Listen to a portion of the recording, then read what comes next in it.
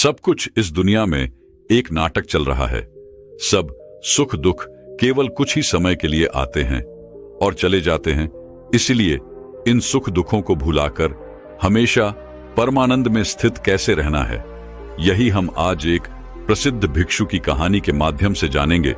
तो चलिए कहानी की शुरुआत करते हैं। दोस्तों, वैसे तो भगवान ने हम में से हर किसी को वो सब कुछ दिया है जो हमें मिलना चाहिए था, लेकिन हम में से कुछ लोग उसकी कदर करते हैं और कुछ लोग उसकी कद्र कभी नहीं कर पाते। और कुछ तो ऐसे भी होते हैं कि उनके पास जो कुछ भी है वो उसका बखान करते थकते नहीं, यानी कि अपने मुंह से ही अपनी बढ़ाई करते कभी नहीं थकते। तो अगर आप भी उन्हीं में से एक है या फिर आपके मित्रों में से कोई एक ऐसा व्यक्ति है, तो दोस्तों आज की यह कहानी आपके लिए बहुत ही ज्यादा मजेदार होने वाली है। हालांकि थोड़ी सी लंबी जरूर होगी, लेकिन यकीनन आपको आपके सभी सवालों के जवाब जरूर मिलेंगे। बहुत समय पहले की बात है।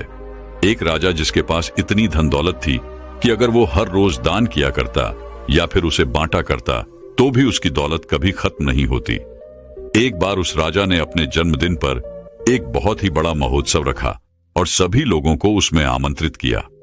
राज्य के सभी लोग वहां पर आए हुए थे। जो लोग जो कुछ भी मांग रहे थे वो उन्हें दिया जा रहा था। लोग राजा की जय जयकार रहे थे, राजा की प्रशंसा हो रही थी। राज्य के सभी लोग कह रहे थे कि ऐसा राजा ना तो आज तक हुआ है और ना ही कभी होगा। यह सब सुन राजा भी मन ही मन बहुत खुश हो रहा था। वह फूले नहीं समा रहा था। तभी राजा ने अपने राज्य में आए हुए सभी लोगों से कहना शुरू कर दिया कि मेरे पास इतनी जमीन है कि मैं भी नहीं जानता और उसे कोई भी नाप नहीं सकता।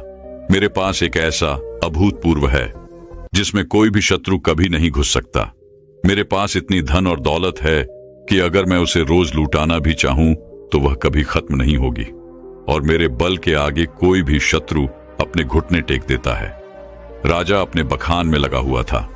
वह अपनी बढ़ाई कर ही रहा था कि तभी उस भीड़ में से एक फकीर साधु बाहर आया। उस साधु ने राजा से कहा, है राजन, तुम्हारे पास कुछ भी नहीं है, फिर तुम भला इतनी अपनी बढ़ाई क्यों कर रहे हो? मुझे तो लग रहा था कि मैं ही गरीब हूं, लेकिन तुम तो मुझसे भी ज्यादा गरीब निकले। इतने लोगों के सामने जब फकीर ने राजा से यह सब कहा तो राजा को क्रोध आ गया। राजा ने तुरंत ही उस फकीर को कारागार में डाल दिया। अगले दिन उस फकीर साधु को राज्यसभा में बुलाया गया और उस फकीर से राजा ने कहा, अब कहो तुम क्या कहना चाहते हो? इस पर वह फकीर साधु कहते हैं कि मुझे लगता था कि तुम्हारे पास धन दौलत ही नहीं है, लेकिन अब मुझे यह भी यकीन हो गया है कि तुम्हारे पास रत्ती भर दिमाग भी नहीं है। इस पर वह राजा और भी ज्यादा क्रोधित हो गया और उसने उस फकीर से कहा कि तुम हमारा अपमान कर रहे हो। हम चाहें तो तुम्हें अभी के अभी तुम्हें हम मृत्यु दंड दे सकते हैं। इस पर वह फकीर मुस्कुराने लगे और राजन से कहा, है राजन, किसी को कुछ देने के लिए हमारे पास भी कुछ होना चाहिए, लेकिन तुम्हारे पास तो कुछ भी नहीं है, तो फिर तुम भला मुझे क्या दे सकते हो? फकीर की इस बात पर राजा को और भी ज्यादा क्रोध आ गया। राजा ने कहा, अगर मेरे पास कुछ नहीं है तो फिर बताओ तुम्हारे पास क्या है? तुम मुझे क्या दे सकते हो? इस पर वह फकीर मुस्कुराने लगा और कहा, है राजन, मेरे पास जो कुछ भी है वह तुम्हें दिखाई नहीं देगा, और जो तुम्हें दिखाई दे रहा है ऐसा मेरे पास कुछ नहीं है। इस पर वह राजन कहता है कि है फकीर, मैं समझ गया कि तुम्हारी दिक्कत क्या है। तुम्हारे पास कुछ भी नहीं है और तुम चाहते हो कि तुम्हारे पास धन हो, दौलत हो। तुम गरीब हो इसलिए तुम अमीर होना चाहते हो। तो ठीक है, तुम अपने घर चले जाओ और अब इसकी चिंता करना बिल्कुल छोड़ दो। राजा की इस बात को सुनने के बाद वह फकीर एक बार फिर मुस्कुराने लगा और मुस्कुराते मुस्कुराते वह अपने घर की ओर चल पड़ा। वह फकीर एक टूटी फूटी झोपड़ी में रहा करता था। जब तक वह फकीर अपनी उस झोपड़ी में पहुंचा तब तक राजा ने उस झोपड़ी में हीरे जवाहरात से भरे हुए कुछ थैले उस झोपड़ी में रखवा दिए। राजा मन ही मन यह सोच रहा था कि जैसे ही वह फकीर इतना धन देखेगा तो वह खुशी के मारे पागल हो जाएगा, और यह सब मैं अपनी आंखों से देखना चाहता हूं। इसीलिए राजा झोपड़ी के पास में ही छुपकर यह सब देखने लगा। कुछ देर बाद जब वह फकीर अपनी झोपड़ी में आया तो उसने देखा कि हर तरफ हीरे ही हीरे फैले हुए थे। और उसके सोने के लिए भी कहीं पर जगह नहीं थी। इस पर उस फकीर ने उन थैलों को निकालकर अपनी झोपड़ी से बाहर फेंक दिया और अपने सोने के लिए जगह बनाई। उसमें से एक थैला जो बच गया था उसे अपने सर के यहां पर रखा और फिर उसी पर सो गया। राजा ये सब देखकर बड़ा ही आश्चर्यचकित था कि भला ये फकीर कहीं पागल तो नहीं है। इतने सारे धन के थैले रखे हुए थे, उसमें से उसने एक भी नहीं देखा। सारे के सारे थैले उठाकर उसने फेंक दिए, मानो वह धन की थैलियां हो ही ना, किसी ने कचरे की थैलियां वहां पर रख दी हों। ये सब राजा सोच ही रहा था कि तभी राजा के मन में एक और विचार आया। उसने सोचा कि लगता है फकीर कारगार में रहकर थक चुका था, उसे नींद आ रही थी, जिस वजह से उसने यह सारी थैलियां उठाकर बाहर फेंक दी। लेकिन जैसे ही वह उठेगा तो इन थैलों के अंदर जब इतना सारा ध्यान दिखेगा तो वह जरूर खुशी के मारे पागल हो जाएगा और जो कुछ भी थैले उसने बाहर फेंके हैं वह भी उठाकर वह अपनी झोपड़ी में ले जाएगा। अब राजा उस फकीर के उठने का इंतजार करने लगा। देखते ही देखते एक पैर बीत गया। वह फकीर नींद से उठा और उसने देखा कि आसपास जो भी थैलियां बची हुई थी उसे भी उठाकर उसने बाहर फेंक दिया और साथ ही साथ वह यह भी कह रहा था कि यहां पर किसने इतना सारा कूड़ा कचरा डाल दिया है। उस फकीर ने अपने झोपड़ी की साफ सफाई की और फिर बाहर आगे की ओर चल पड़ा। यह सब देख राजा बड़ा ही आश्चर्यचकित था। वह सोच रहा था कि लगता है शायद इसे धन की आवश्यकता नहीं है, इसे कुछ और ही चाहिए जिसके पीछे इस दुनिया के अधिकांश लोग पागल हैं और वो सब कुछ चाहिए। राजा ने उस फकीर के आने से पहले उसकी भी व्यवस्था उस झोपड़ी में करवा दी और फिर फकीर के आने का इंतजार करने लग गया। कुछ समय बाद जब वह फकीर वापस आया, अपनी कुटिया में अंदर की ओर प्रवेश किया तो उसने देखा कि कुछ लड़कियां फकीर का इंतजार कर रही थीं, जो बिल्कुल जवान थीं, जिनके अंदर यौवन कूट कूट कर भरा हुआ था। वे सभी अपनी अदाओं से उस फकीर को लुभाने की कोशिश करने लगी। तभी फकीर ने उन सब की तरफ ध्यान से देखा और कहा, बेटियों, तुम सब यहां पर आए हो तो खाना खाकर जाना, मैं सभी के लिए खाना बनाता हूं। उन फकीर ने सभी के लिए भोजन बनाया और सभी को भोजन भी खिलाया। वहां पर उपस्थित जितनी भी लड़कियां थीं, अब उनके पास कहने के लिए कुछ नहीं रहा था। तभी उन फकीर ने कहा कि हमारा मन साफ होना चाहिए, तन से कुछ नहीं होता, और हमारा मन तब साफ होगा जब हमारा मन स्थिर होगा। मन की चंचलता हमें लूट लेती है, हम भटकते हैं और सिर्फ भटकते ही रह जाते हैं।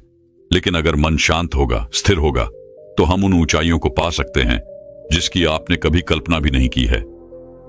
सभी लड़कियों ने एक एक करके उन फकीर का आशीर्वाद लिया और वहां से चल पड़ी, मानो वो सभी लड़कियां अपने पिता से मिलकर घर वापस जा रही हों।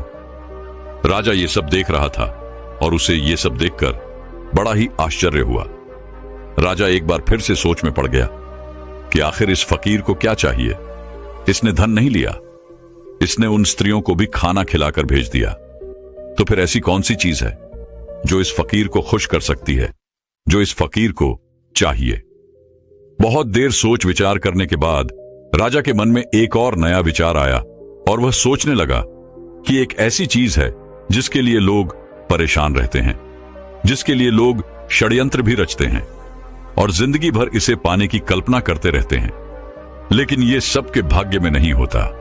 यह सब सोच विचार करने के बाद राजा फकीर की झोपड़ी में चला गया। फकीर ने जैसे ही राजा को देखा, उसने राजा से कहा, है राजन, आइए, आपका स्वागत है। इस पर राजा ने कहा कि मैं आज आपको एक उपहार भेंट करने आया हूं, और यह उपहार ऐसी चीज है जो सबके भाग्य में नहीं होती, ये कुछ ही लोगों को मिल पाता है। इसके लिए लोग लड़ते भी हैं, मरते भी हैं और षड्यंत्र भी करते हैं, और फिर भी यह उनके नसीब में नहीं होता। राजा ने अपना मुकुट निकाला और उस फकीर के सर पर रख दिया और कहा कि आज से आप इस राज्य के राजा हैं। इस पर वह फकीर मुस्कुराने लगा और कहा, है राजन, आप खुद इतने कंगाल हैं कि आपके पास ले दे करके बस यही तो एक चीज बची हुई है। अगर आप वो भी मुझे दे देंगे तो भला आपके पास क्या बचेगा। इस पर वह राजा और भी क्रोधित हो उठा, उसके अहंकार को ठेस लग गई। राजा ने क्रोधित होकर कहा, तुम एकदम मूर्ख हो, तुम्हारे पास खुद तो कुछ है नहीं और मैं तुम्हें देने की कोशिश कर रहा हूं तो वो भी तुम नहीं ले रहे हो और मुझे कंगाल बता रहे हो। मैंने तुम्हें सुख देने की इतनी सारी कोशिशें की, लेकिन सारी की सारी नाकाम रही। अब मुझे समझ में आ गया है कि तुम इसी कंगाली में जीना चाहते हो, तुम्हें यही कंगाली पसंद है। राजा के मुख से यह शब्द सुनते ही वह फकीर जोर से हंस पड़ा और कहा, जिसे तुम परम सुख बता रहे हो वो परम सुख नहीं बल्कि परम दुख है। तुम बता रहे हो कि तुम्हारे पास इतनी जमीन है कि कोई नाप नहीं सकता, इतना पैसा है कि अगर तुम बांटते रहो तो भी ये कभी खत्म नहीं होने वाला, और तुम ये भी कहते हो कि तुम्हारे बल के आगे शत्रु अपनी हार मान लेते हैं, अपने घुटने एक देते हैं। लेकिन राजन, तुम यह भूल चुके हो कि यह कभी किसी का नहीं हुआ, यह तुम्हारा भी नहीं होगा। आज तुम्हारे पास है तो ये कल किसी और का होगा और उसके बाद किसी और का। यही प्रक्रिया निरंतर चलती रहेगी। इसीलिए मैं तुम्हें कंगाल बता रहा हूं। इस पर वह राजा फकीर से कहता है, फिर तुम क्या चाहते हो?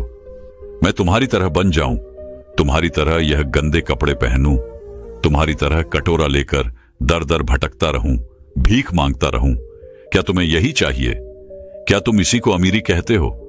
अब की बार फकीर ने राजा से कहा, है राजन, धन दौलत, राजपाट और व्यापार यह हम सभी करते हैं और हम सभी को करना भी चाहिए, पर यह याद रखना चाहिए कि यह हमारे लिए है, हम इनके लिए नहीं। जिस दिन हम इनके लिए हो जाएंगे उस दिन हमारे जीवन में कोई भी मकसद नहीं बचेगा।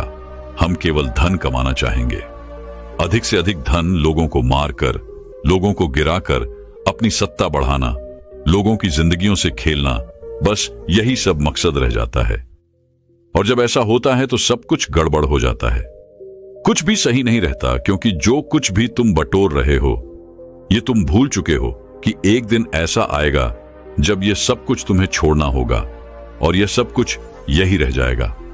और उस दिन तुम्हें यह एहसास भी होगा कि जो कुछ भी तुमने कमाया था वो तुम्हारे किसी काम का नहीं, और फिर तुम अपने आप को गरीब ही महसूस करोगे। इस दुनिया में हर एक चीज हम मनुष्यों के उपयोग के लिए बनाई गई थी, लेकिन जैसे जैसे हम उन चीजों का उपयोग करने लग जाते हैं हमारे मन में एक भ्रम सा पैदा हो जाता है कि ये सारी चीजें हमारी हैं, और हम इसके मालिक बनने की कोशिश करने लग जाते हैं, और हमें ऐसा लगने लगता है कि हमारे पास ही सब कुछ है, और हम अपने बड़े बड़े बखान भी करते हैं। और ऐसे भ्रम पालना अच्छी बात नहीं, जैसे कि तुम्हें हो गया है राजन। फकीर की इन बातों को सुनने के बाद राजा उन फकीर से कहता है कि ऐसी बातें तो कोई दरिद्र फकीर ही कह सकता है, क्योंकि उसके पास तो कुछ भी नहीं है। वो गरीब है और गरीबी में ही जिएगा और गरीबी में ही अपनी अंतिम सांसें लेगा। राजा की इस बात को सुनते ही वह फकीर एक बार फिर से जोर से हंस पड़ा और कहा, है राजन, तुम्हारे पिताजी इस समय मृत्युशैया पर लेटे हुए हैं, जाओ और उनसे पूछो कि उन्होंने अब तक क्या कमाया है। उस फकीर की बात को सुनने के बाद वो राजा तुरंत ही अपने महल लौट गया और अपने पिता के पास गया। वहां उसने देखा कि उनके पिता की तबीयत काफी ज्यादा खराब हो चुकी थी। राजा ने अपने पिता से पूछा, पिताश्री, मैं आपसे यह जानना चाहता हूं कि आपने आज तक क्या कमाया है, आपने आज तक क्या क्या इकट्ठा किया है। इतना बड़ा राज्य है, इतनी धन, इतनी दौलत है, इतना यश है, और मेरे जैसा एक पुत्र भी है। क्या आपने यह सब कमाया है? अपने बेटे की बात को सुनने के बाद राजा के पिता ने कहा, बेटा, जब तक मेरे हाथ पैर सही सलामत थे, काम कर रहे थे, तब तक मुझे भी ऐसा ही लगता था। लेकिन आज जब मैं इस हालत में हूं और मुझे यह भी पता है कि बहुत ही जल्द मैं मृत्यु को प्राप्त हो जाऊंगा, तब मुझे ऐसा लग रहा है कि जैसे आज तक मैंने कुछ भी नहीं किया। मैं अपने आप को बिल्कुल खाली महसूस कर रहा हूं। जो कुछ भी मेरे पास है उसमें लालच है, षड्यंत्र है, क्रूरता, बेईमानी, धोखेबाजी। वास्तविकता में यही सब लिप्त मैंने कमाया है। यही है जो कुछ मैंने अपने पूरे जीवन में कमाया है और इसी को इकट्ठा किया है। इसके अलावा और मेरे पास कुछ भी नहीं है, और ना ही इसके अलावा मेरे साथ कुछ और जाने वाला है। आज मुझे खुद पर हंसी आ रही है। इस महल में मेरे साथ कितने ही ऐसे लोग थे जिन्हें मैं अपना कहता था, जिनसे मेरा लगाव था, लेकिन आज वह मेरे साथ नहीं है। यहां तक कि तुम भी मेरे साथ नहीं हो। इतना बड़ा मूर्ख और कौन हो सकता है? पिता के मुख से यह सारी बातें सुनकर राजा के मन को बड़ी ही ठेस लगी। उसे बड़ी तकलीफ हुई। वह तुरंत ही उन फकीर के पास वापस लौटा और उन फकीर से कहने लगा कि जो तुम कहते थे वो बिल्कुल सही है। तुम कह रहे थे कि मैं कंगाल हूं, मैं गरीब हूं और मेरे पास देने के लिए कुछ भी नहीं है। तुम बिल्कुल सही कह रहे हो, लेकिन मैं अमीर बनना चाहता हूं और मैं अपनी अमीरी लोगों में बांटना चाहता हूं। तो यह मैं कैसे कर सकता हूं ताकि मैं अपने अंतिम समय पर यह ना कह पाऊं कि मेरे पास कुछ भी नहीं है। राजा की इन बातों को सुनने के बाद फकीर ने राजा से कहा कि तुम्हारे पास जो कुछ भी है, धन, दौलत, वैभव, इन सभी को सही ढंग से उपयोग करो और तुम अमीर हो जाओगे। अगर तुम सही उद्देश्य के साथ अपने कार्य को करते रहोगे तो उसका फल भी तुम्हें अच्छा ही मिलेगा। इस पर वह राजन फकीर से कहता है कि आखिर इसमें सही क्या है, यह आप ही मुझे बताइए। राजा की इस सवाल का जवाब देते हुए फकीर कहते हैं कि धन कमाओ और धन के मालिक बनो, लेकिन याद रखना कि कभी भी धन को अपना मालिक मत बनने देना। तुम राजा हो तो राजा के अपने कार्य को भी पूरा करो, प्रजा का ख्याल रखो, लेकिन प्रजा को लूट कर अपना धन, अपना वैभव मत बढ़ाओ। अपनी प्रशंसा खुद मत करो, ऐसे कार्य करो जिससे लोग तुम्हारी प्रशंसा करें, और जिस दिन लोग तुम्हारी प्रशंसा करना शुरू कर देंगे उस दिन समझ जाना कि तुमने अपने जीवन में कुछ अच्छा कमाया है जो तुम्हारे साथ जा सकता है। इस संसार में सभी भौतिक चीजों से अपने आप को जोड़ना छोड़ दो, क्योंकि ये सारी चीजें नश्वर हैं और यहीं पर रह जाएंगी, जैसे कि तुम भी नश्वर ही हो। तुम आए तो अकेले ही थे, लेकिन तुम अपने साथ अपने कर्म लेकर जाओगे। ये अच्छे हो सकते हैं या फिर बुरे, इससे तुम्हारा पीछा नहीं छूटने वाला। राजा को सारी बातें समझ में आ चुकी थी। राजा ने फकीर को धन्यवाद कहा, उन्हें प्रणाम किया और वापस अपने महल की ओर चल पड़ा। जैसा उसे फकीर ने कहा था, राजा बिल्कुल वैसे ही करने लगा। न तो उसने उसके बाद से कभी धन बांटा था, न ही बेवजह किसी को दंड दिया, और न ही बेवजह उसने अपने पड़ोसी देशों पर चढ़ाई करके उन्हें जीतने की कोशिश की। लेकिन उसने इस सीख के बाद अपने राज्य के लोगों को इतना मजबूत बना दिया कि उन्हें किसी से भी धन मांगने की कभी कोई जरूरत ना पड़े। कोई इतना गरीब ना हो कि उसके लिए 2 वक्त की रोटी ना मिल पाए, पहनने के लिए अच्छे अच्छे कपड़े हों, अच्छा घर हो, छत हो। इन सभी चीजों पर राजा ने बखूबी काम किया। 2 राज्य के युद्ध के बीच में सिपाहियों की बेवजह जान जाया करती थी, इसलिए राजा ने युद्ध करना भी बंद कर दिया। केवल अपने लोगों की रक्षा करने के लिए वह युद्ध में उतरा करता था। एक भयंकर युद्ध के दौरान वह राजा अपने एक सिपाही की जान बचाते हुए घायल हो गया था। राजा वह युद्ध तो जीत गया, लेकिन उसकी जान पर बनाई। राजा अपनी आखिरी सांसें ले रहा था। उस समय राजा के चेहरे पर मुस्कान थी। वह जोर से हंसा और कहने लगा, है फकीर, तेरा धन्यवाद कि मेरे लिए लोग इतना आंसू बहा रहे हैं, मेरी प्रशंसा कर रहे हैं और मेरी फिक्र भी कर रहे हैं। मैंने इतना कुछ कमा लिया है कि लगता है मैंने कुछ नहीं कमाया। मैं खाली हाथ आया था और खाली हाथ ही जा रहा हूं। ना मेरे पास कुछ अच्छा है और ना ही कुछ बुरा। तभी अचानक वह फकीर राजा के पास आया और राजा से कहने लगा, अरे इतनी क्या जल्दी है, अभी तो तुम्हें और शासन करना है। उस फकीर ने अपनी पोटली से एक औषधि निकाली और राजा को पिला दी। देखते ही देखते वह राजा बहुत ही जल्दी फिर से स्वस्थ हो गया, और जैसे ही वह पूरी तरह से स्वस्थ हुआ, वह वापस उस फकीर से मिलने उसी झोपड़ी में चला गया। लेकिन जब वो वहां गया तो बिल्कुल भी हैरान रह गया, क्योंकि वहां पर कोई फकीर नहीं था। वह फकीर कहां गया, यह किसी को नहीं पता। दोस्तों, कुछ इसी प्रकार हम अपना जीवन सिर्फ धन कमाने में लगा देते हैं। जीवन भर हम उस धन को कमाते हैं जो धन हमारे किसी काम का नहीं। हम ऐसी ही चीजें इकट्ठा करते रहते हैं, और आखिर में अंतिम समय आने पर हमें यह एहसास होता है कि हमने सब कुछ कमाकर भी कुछ नहीं कमाया, और हमारे साथ सिर्फ हमारे कर्म ही रह जाते हैं।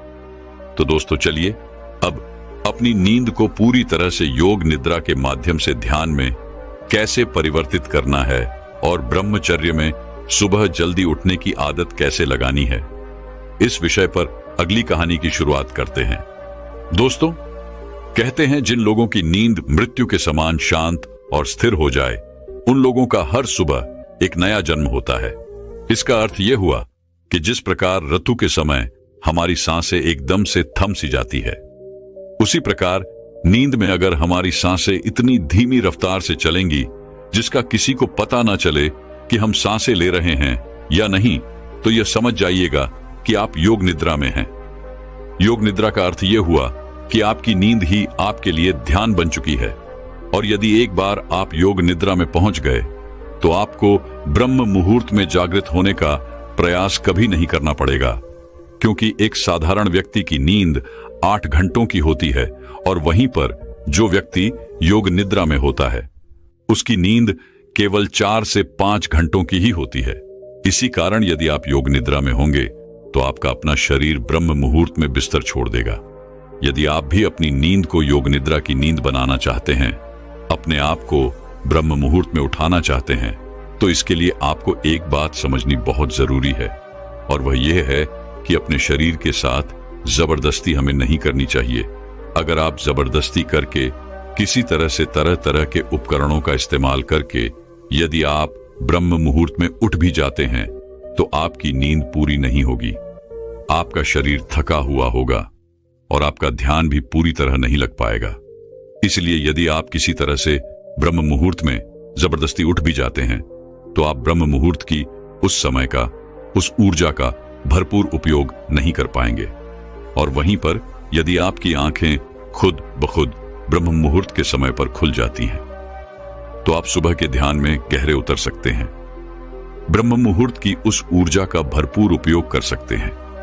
लेकिन वहीं पर यदि हम जबरदस्ती करके किसी तरह से ब्रह्म मुहूर्त में उठ भी जाते हैं तो इसका अर्थ यह है कि हमने अपने शरीर को तनाव दिया है, जबरदस्ती हमने उसे उठाया है, जिस कारण हमारा पूरा दिन तनाव में ही बीतेगा। हम दिन भर थका हुआ महसूस करेंगे, हारा हुआ महसूस करेंगे और हमारा मन भी किसी कार्य में नहीं लग पाएगा। यदि आप वास्तव में ब्रह्म मुहूर्त में उठना चाहते हैं तो इसकी तैयारी आपको पिछली रात को ही करनी होगी।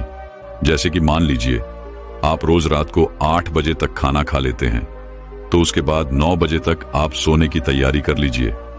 आपको यह समय निश्चित रखना होगा। नियमित तौर पर आपको हर रोज 9 बजे ही सोना होगा। 9 बजे आपको अपने बिस्तर पर पहुंच जाना है, शांत होकर स्थिर होकर सो जाना है। और एक बात और याद है, जब आप इस अवस्था में होंगे तब आपके मन में किसी प्रकार के कोई विचार नहीं होने चाहिए, जैसे कि आज मैंने यह काम नहीं किया, आज मैंने वह काम नहीं किया। यदि मैंने इस कार्य को आज कर लिया होता तो कल मेरे ऊपर इतना दबाव ना होता। आपके दिन भर के सारे काम दिन भर में छूट जाने चाहिए। यदि आप व्यापार करते हैं तो आपके व्यापार के सारे काम वहीं रह जाने चाहिए।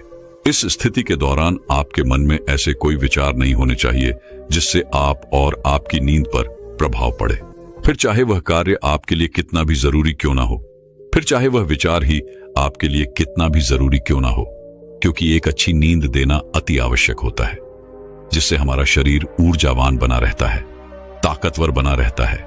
गहरी नींद के मुकाबले और कोई काम जरूरी नहीं होता, क्योंकि अत्यधिक धनी से धनी लोग भी धन तो बड़ी सरलता से कमा लेते हैं, लेकिन वह उसे अपने लिए रातों की नींद नहीं खरीद सकते। और यदि मान लीजिए आपने 9 बजे का समय तय कर लिया है, क्या आपको ठीक इसी समय पर सोना है, तो इसके लिए आपको करीबन 2 घंटे पहले से ही इसकी तैयारी शुरू कर देनी चाहिए। यदि आप ऐसा सोचते हैं कि मैंने 9 बजे ही भोजन कर लिया और 9 बजे ही मैं बिस्तर पर चला जाता हूं और उसके बाद मुझे गहरी नींद आ जाएगी, तो यह आपका वहम है, क्योंकि यदि आप सच कुछ योग निद्रा का आनंद लेना चाहते हैं, इसे अपने जीवन में उतारना चाहते हैं, तो आपको करीबन 2 घंटे पहले से इसकी तैयारियां शुरू कर देनी चाहिए। इसके लिए आप जितना जल्दी भोजन कर लेंगे उतना अच्छा है। मान लीजिए कि आप 9 बजे सोना चाहते हैं तो आप करीबन 7 बजे भोजन कर लें, जिससे आपको आपके खाने को पचाने के लिए थोड़ा समय मिल पाएगा। लेकिन क्या आपने कभी यह देखा है कि जैसे ही हम खाना खाते हैं उसके कुछ देर बाद ही हमें नींद आने लगती है? ऐसा इसलिए होता है क्योंकि हमारा शरीर उस खाने को पचाने के लिए अपनी पूरी ऊर्जा लगाने के लिए तैयार हो जाता है, और ऐसे समय पर हम थकावट महसूस करते हैं और हमें नींद आने लगती है। और ऐसे समय पर हमारे शरीर को अत्यधिक आराम की आवश्यकता भी होती है, और जब हम सो जाते हैं तो नींद में हमारा शरीर यूं ही काम करता रहता है, वह उस खाने को पचाने में जुटा रहता है जो हम सोने से पहले खाकर सोए होते हैं। इसीलिए आप रात्रि का भोजन जितनी जल्दी कर लेंगे उतनी ही जल्दी आपका भोजन पच जाएगा और आप एक गहरी नींद ले सकेंगे। आयुर्वेद के हिसाब से हमें रात्रि का भोजन सूरज के ढल जाने के पहले करना चाहिए, और आयुर्वेद में यह भी कहा गया है कि रात्रि का भोजन जितना हल्का होगा उतना ही हमारा शरीर ऊर्जावान होगा, उतनी ही जल्दी हमारा शरीर उसे पचाने में सक्षम होगा।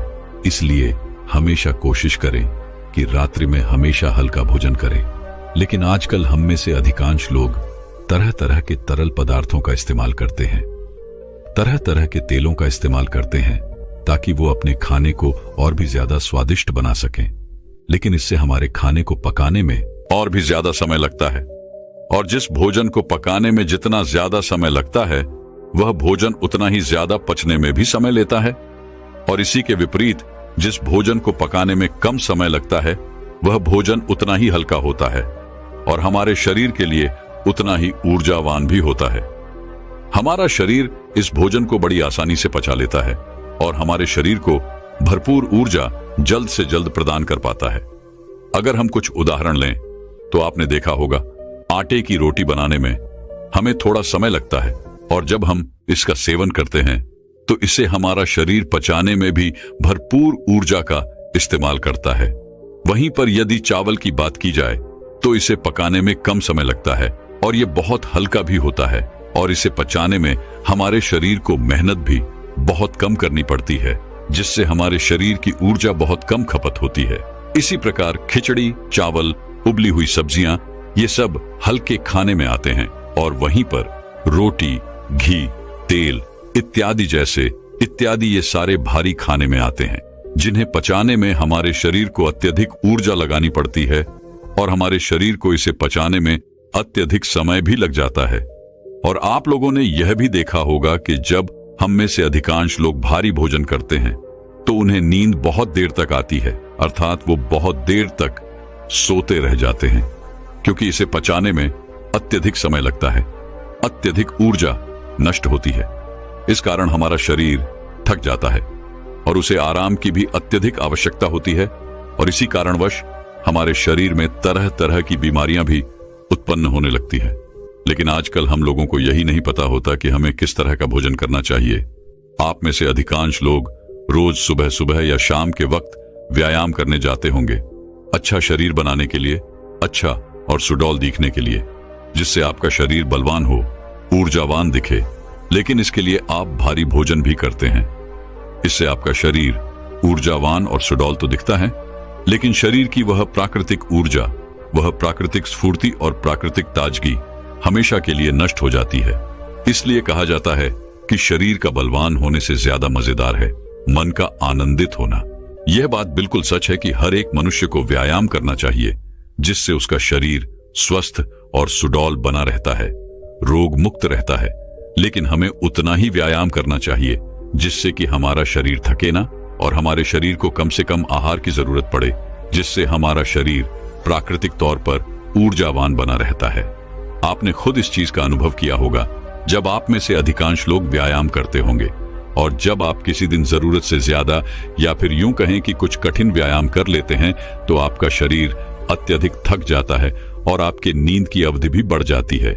इसी कारणवश हमारे शरीर को ज्यादा आराम की जरूरत पड़ जाती है और हम इस पर ध्यान नहीं दे पाते। इसीलिए जब अगले दिन हम उठते हैं तो हमारा शरीर थका हुआ महसूस होता है, हमारे शरीर के अंदर हमें ऊर्जा कम महसूस होती है। लेकिन जो व्यक्ति समझदार हैं वो लोग यह जानते हैं कि हम चाहे शरीर के लिए कितना भी व्यायाम क्यों ना कर ले, इसे चाहे कितना भी बलवान क्यों ना बना ले, लेकिन एक ना एक दिन तो इसे मिट्टी में मिलना ही है।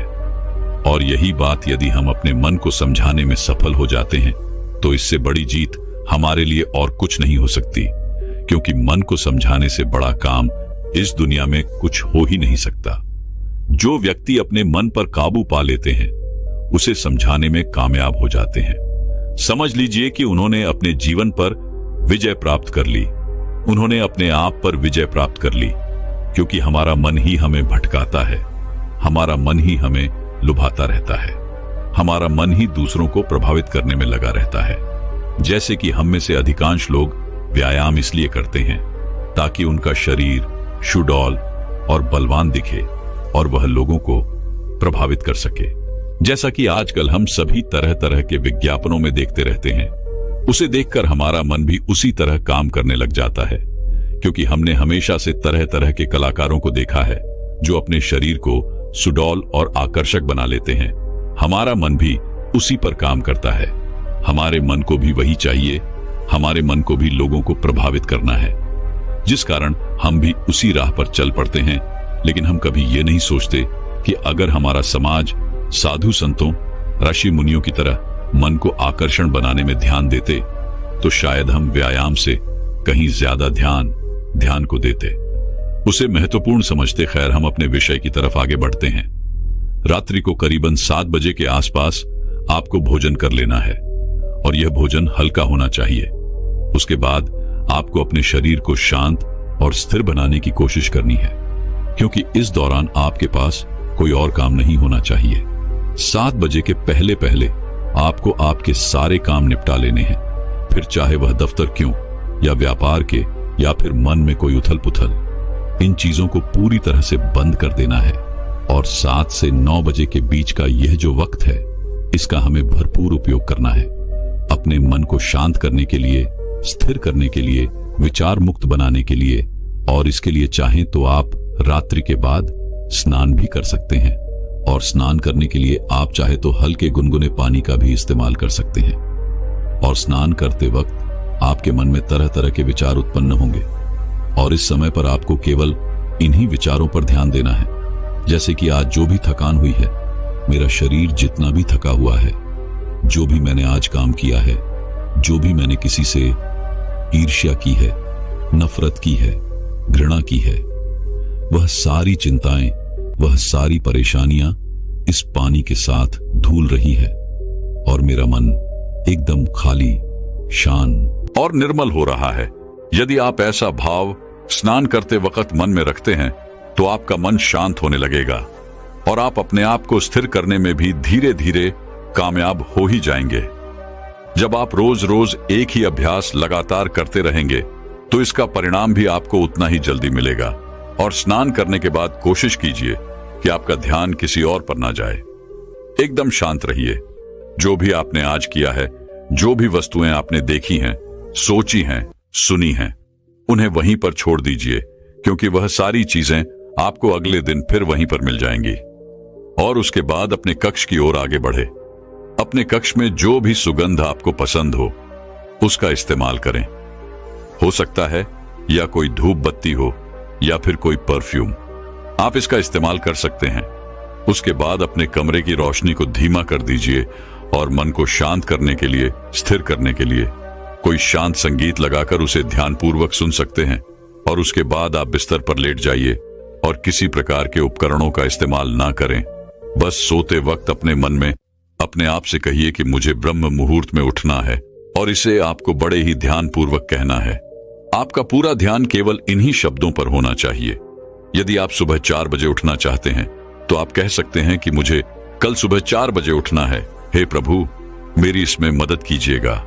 मुझे अगली सुबह 4 बजे उठा दीजिएगा, क्योंकि आप ही इस सृष्टि के कर्ता धर्ता है। इसलिए मैं आपके भरोसे एक गहरी नींद लेने जा रहा हूं, और मुझे पूरी उम्मीद है कि आप मुझे कल सुबह 4 बजे अवश्य जगा देंगे। अपने मन में यह भाव बनाए रखें और इसी भाव के साथ आप गहरी नींद में चले जाएं। आपको ऐसा पूरे 21 दिनों तक करना होगा। उसके बाद आप खुद ही एहसास कर पाएंगे कि जब आप नींद में थे तब भी आपको आपके आसपास क्या हो रहा है। इन सब का ज्ञान था। आप नींद में भी जगे हुए थे, और अब आपका जागरण पूर्ण हुआ, और अब आप योग निद्रा में प्रविष्ट हो चुके हैं। आप यह भी एहसास कर पाएंगे कि जिस नींद को पूरा होने में 8 से 10 घंटे लगा करते थे, और उसके बाद भी जब हम अगली सुबह उठते हैं तो हमारा शरीर थका हुआ और बीमार सा महसूस होता था, अब वही नींद केवल 4 से 5 घंटों के अंदर पूर्ण हो जा रही है। और आपके शरीर में भी एक अलग ऊर्जा है, अलग शक्ति है। आपका मन भी स्फूर्ति से भरा हुआ है, और आपका मन भी सभी कार्यों में बड़ी सरलता से और सहजता से लगने लगा है। और ऐसा इसलिए हो पाता है क्योंकि यह नींद आपकी वास्तविक नींद है। पहली जो नींद आप सो रहे थे, उसमें आपके मन में तरह तरह के विचार रहते थे, तरह तरह के आपको सपने दिखाई पड़ते थे। आपका मन, आपका मस्तिष्क पूरी रात्रि भर काम करता रहता था।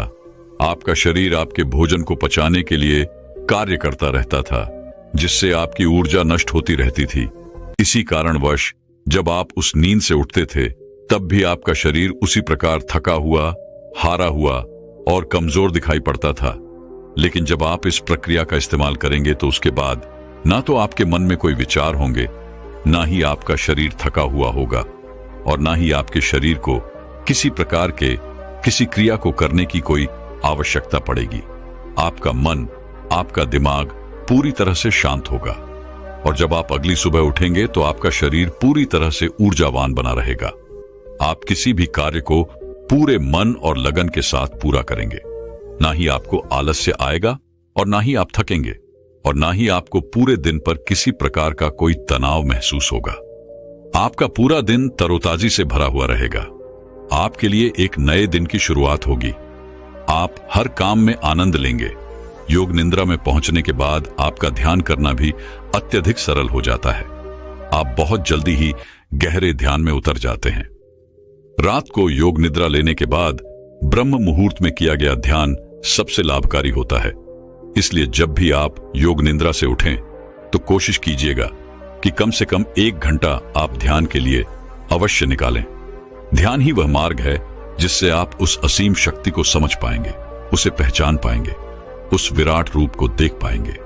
आप उसे देख पाएंगे जो इस कण कण में बसा हुआ है। आप वह सब कुछ देख पाएंगे, समझ पाएंगे जो आज तक इन शास्त्रों में लिखा गया है। इन शास्त्रों का निचोड़ अब आपको ज्ञात हो जाएगा, जो आज तक यह आर्ष मुनि हमें सिखाते रहे हैं, जिस पर पूरा अध्यात्म टिका हुआ है। हमारे शास्त्र, वेद और ज्ञान ये सब कोई पढ़ने या रटने की चीजें नहीं है। ये तो अनुभव है। इसका हमें अनुभव ही करना चाहिए। यदि आप इसे रटने का प्रयास करते हैं तो आप कुछ नहीं हासिल कर सकते। इसका आपके जीवन पर कुछ असर नहीं होगा। ये ज्ञान केवल आपके मस्तिष्क के ऊपरी भाग और मन के ऊपरी भाग पर ही रहेगा। यह कभी आपके मन को प्रभावित नहीं कर सकेगा, जिस कारण यह हमारे मन में एक तनाव पैदा करेगा, जिससे हमारे जीवन में भी तनाव उत्पन्न होने लगेगा।